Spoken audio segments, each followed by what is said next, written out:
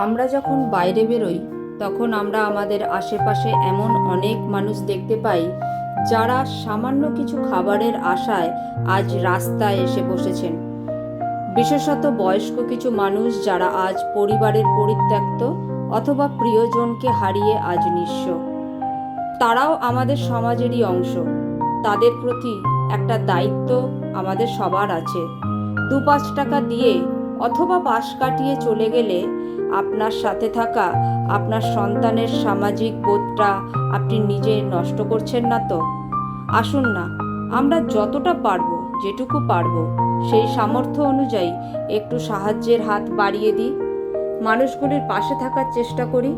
ওদের মুখের ওই মলিন হাসিটা আপনার আমার জীবনে আশীর্বাদ হয়ে ঝরে পড়বেই। আপনার সন্তানও আপনাকে দেখে শিখুক মানুষকে ভালোবাসতে, শ্রদ্ধা করতে, সম্মান করতে।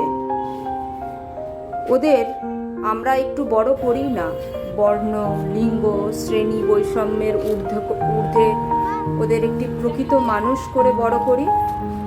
তাহলে দেখবেন সমাজের অনেক অপরাধী কমে যাবে। আমাদের বাচ্চারা ওদের প্রথম শিক্ষার ঘর থেকেই শুরু করুক। আর চলুন আমরা ওদেরকে সাহায্য করি একজন প্রকৃত মানুষ হতে, ভালো মানুষ হতে। সবাইকে অনেক ধন্যবাদ।